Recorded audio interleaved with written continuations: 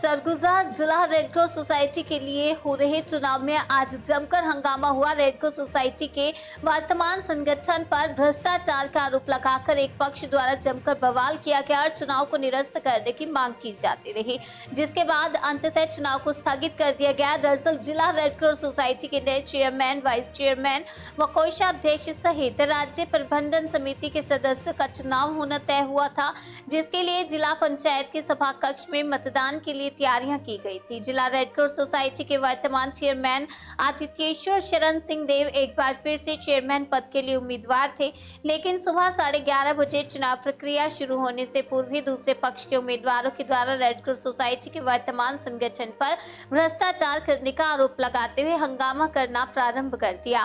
काफी देर तक चले हंगामे के बाद अंततः अधिकारियों ने चुनाव को निरस्त घोषित कर दिया। इस हंगामे के दौरान पूर्व उप मुख्यमंत्री टी.एस. सिंहदेव भी वहां पर मौजूद थे, जो चुनाव स्थगित होने की जानकारी के बाद वहां से चले गए।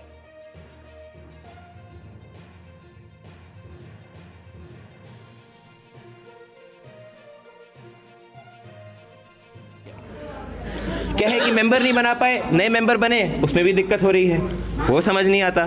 फिर कहते हैं कि मेंबर्स की स्क्रूटनी करने का, दावापत्ती करने का मौका नहीं लगा। अरे 17 दिन की दावापत्ती हुई, तब क्या आप सो रहे थे? और फिर कहते हैं हम लॉ एंड ऑर्डर मेंटेन नहीं कर पाए। आज इस परिसर में, जिला पंचायत के परिसर में कम से कम 20 से अधिक पुलिस वाले उपस्थित थे। 15-20 लोग आके हल्ला गुल्ला करके यहाँ से चुनाव को स्थगित करा देते हैं और जिला प्रशासन मौन रहता है, कहता है हम लॉ एंड ऑर्डर मेंटेन नहीं कर पाए। तो ये किसकी कमी है और ये क्या मंशा है, ये साफ होता है।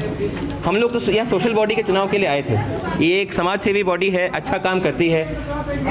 हमने सोचा था कि मिलकर एक अच्छी बॉडी बनाएंगे, काम करेंगे, जिसको मौका मिलेगा वो काम करेगा और नहीं जिसको मिलेगा उसका सब सहयोग करेंगे।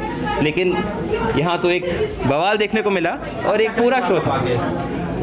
अभी हम लोग को जो रिटन में दिया गया है वो ये कहा गया है कि पीठासीन अधिकारी ने कुछ प्रतिवेदन दिया। जब प्रतिवेदन की हमने उनसे मांग की कि कॉपी दे दीजिए, तो बोले कि मैं अभी साइन नहीं कर पाया हूँ प्रतिवेदन, लेकिन ऑर्डर आ गया था कि उनके प्रतिवेदन के आधार पर चुनाव स्थगित किया जाता है। तो पहले प्रतिवेदन की हम लोग समझेंगे कि क्या कारणों से उन्हें स्थगित किया है, और हम लोग उम्मीद करते हैं कि क्योंकि अंतिम सूची 2 बार जारी हो चुकी है, तो अंतिम सूची पे सहमत रह के उसका भले उनको प्रशिक्षण करना है, जो करना है, अगली तिथि दें और इस सूची पे चुनाव करें। एक बॉडी बनाएं, एक समाज सेवी बॉडी है जो काम कर सके।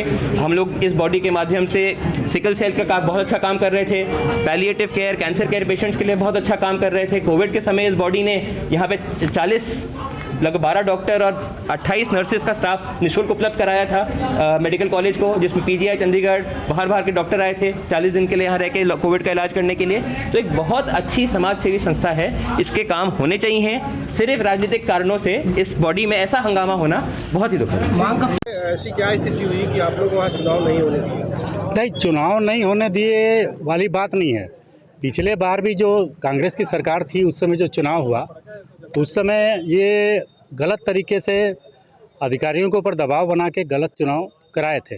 इस बार भी इन लोग का प्रयास ऐसा ही था, क्योंकि हम लोग जब 15 दिन पहले शिकायत की है कि जो सिस्टम होता है, जब रेड क्रॉस सोसाइटी बनी है, उसके अध्यक्ष है, सबको ही हैं, तो आपको हिसाब देना चाहिए।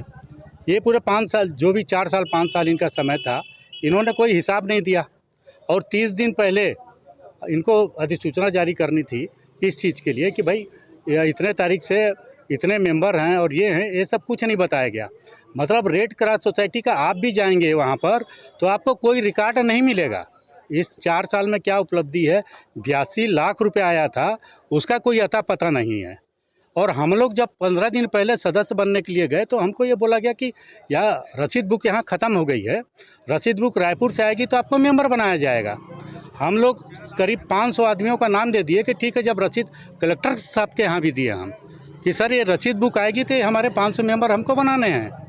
हमारे मेंबर तो एक भी नहीं बन पाए, और कांग्रेस के 350 मेंबर हमारे 15 दिन पहले आपत्ति करने के बाद 350 मेंबर और बन गए। तो ये तो बड़ा गजब हो गया ना।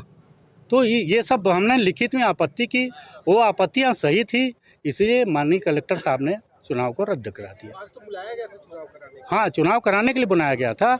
हमने जो आपत्ति, आज रिपीट आपत्ति की कि सर हमने जो पहले आपत्तियां दी थी उनका जब निराकरण नहीं हुआ है तो आप कैसे चुनाव करा सकते हैं, और उन्होंने स्वीकार किया और फिर रद्द हो गया। और आगे हम इस मामले में हमने जो लिखित शिकायत की है वो बहुत बड़ा भ्रष्टाचार का मामला है। वो सारा जांच का विषय है। उस जांच को कराएंगे और दोषी व्यक्तियों के ऊपर कार्रवाई भी होगी। उसके बाद ये चुनाव होंगे।